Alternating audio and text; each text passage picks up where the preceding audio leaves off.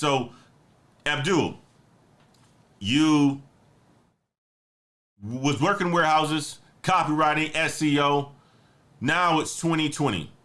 Coronavirus hits, and you have to make a decision. How do you navigate 2020? Tell us about 2020 for you and how did it get you to the point where you are right now.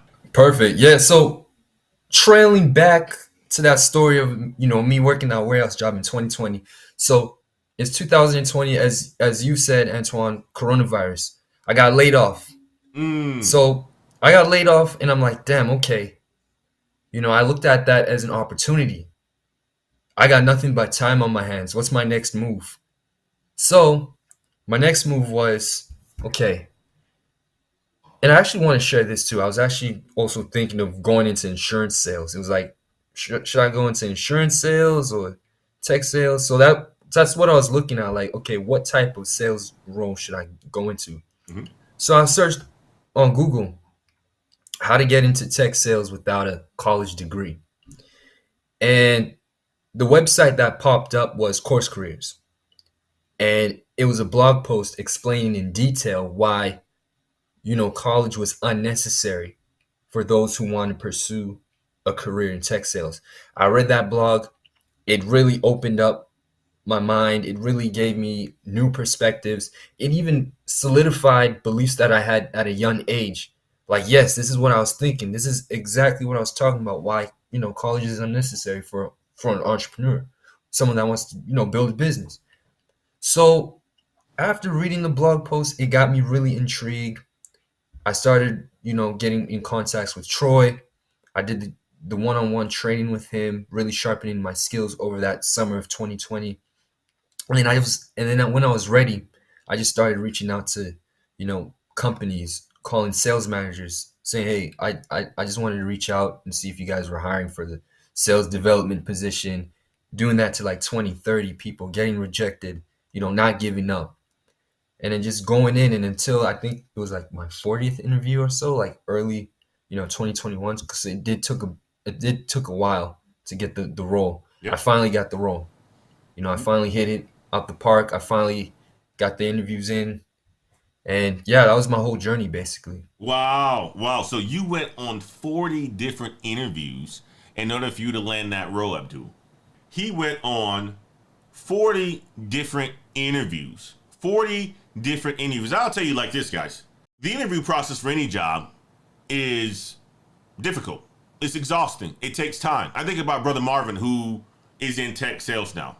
Brother Marvin, who I've coached for a good 4 or 5 months, he probably went on maybe close to 40 different interviews before he landed the role that he wanted. And it was a combination of 3 or 4 or 5 different roles that he was seeking. But then he started to narrow. He started to cast the net, focusing on a specific area in customer success and tech sales. And he landed a tech sales role as an SDR, BDR. But let me tell you like this, guys. Don't think making the career transition or even just going to Course Careers directly that you're going to complete a, courses and you're going to land a job right away. The job market at this point in time, as you can see, is tightening. Companies are tightening their belts. Last month, in the month of July, there were 30,000 tech layoffs. Now, that's not to say that this isn't the right time to make a career transition because it is. This is a good time to make a career transition, but you want to make sure you're doing it in a specific role, right? Not HR, right? Not admin roles, right? If you're going to go into tech, go into roles where you're very valuable, the engineering roles, right? The sales roles, the roles that are very important in order for you to, or in order for the business to actually operate. That's the sales, the support, the finance, the accounting. Those are all roles that are relatively safe. And if you look at the data for all these layoffs that are happening, a lot of them are those admin roles. HR, recruiting, right? Jobs or roles that have a lot of overlap, marketing roles, because marketing budgets are being slashed right now. All of those roles are roles that they're really starting to let go, and they're letting go people who are in tech who are mediocre or worse. If you see the news trends, they're saying a lot of companies are creating higher performance tiers so that they can weed out the low performers. So if you are a high performer in general, you don't have to worry about this time. Unless you do something crazy, you don't have to worry about this time at all. Continue to skill up, continue to network, and you will be in a good position. So I want to let you guys know that as you are looking to transition into a new career such as tech sales, don't think that you're not going to have to put in the work. Where you're working with me as a coach, you have a lot of work to do.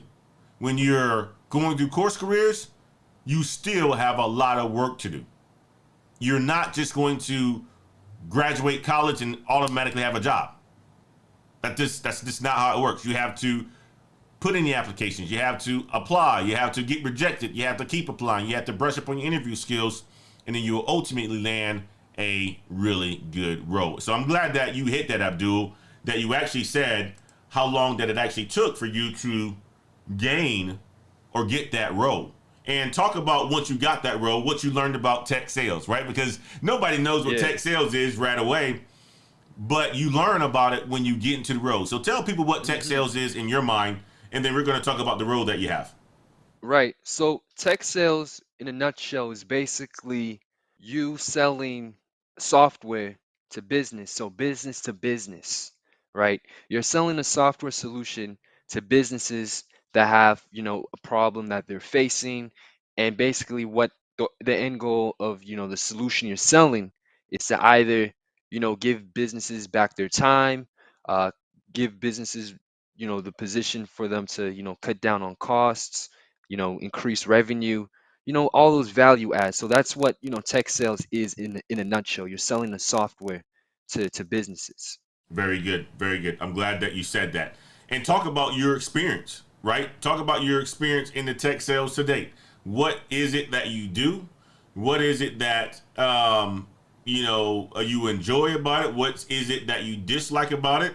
Talk about tech sales in your journey so far. And tech sales, let me tell you, it's a role that basically, if you look at it like this, is business to business sales, right?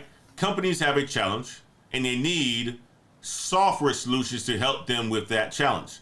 And you, as an SDR, BDR, are responsible for lead generation, connecting people who are going to eventually sell the software to the company.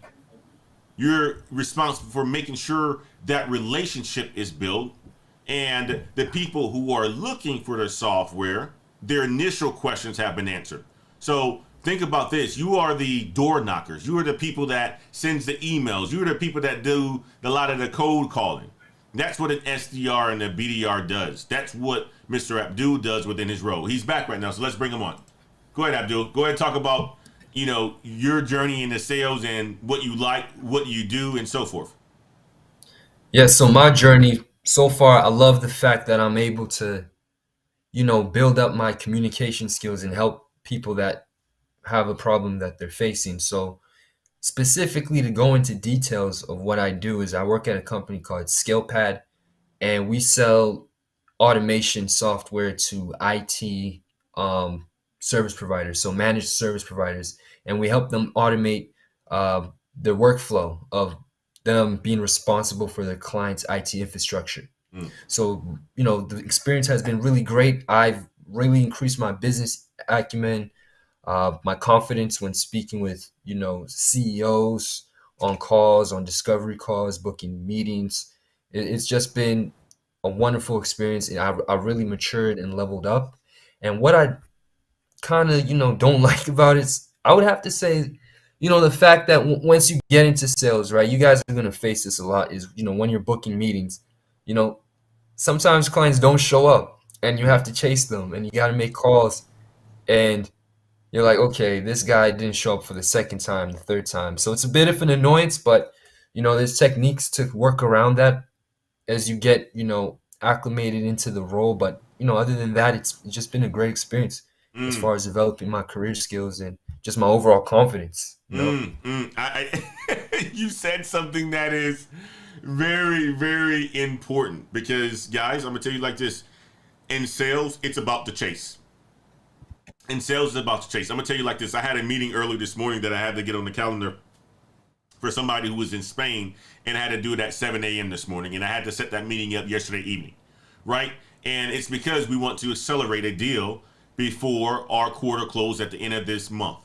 And I'm gonna tell you like this: a lot of times when you're in sales, things just don't happen as fast as you want it to, because, like Abdul said, people don't show up to meetings and all this other stuff because people are busy, especially with you, selling B2B and you're selling to people who are at the higher level, CEOs, COOs, CFOs, and so forth. They're busy. So getting them on a phone is very difficult. And although they may commit to a call with you, sometimes they're no shows. And that can be very, very frustrating. I'm glad that you actually said that, Abdul.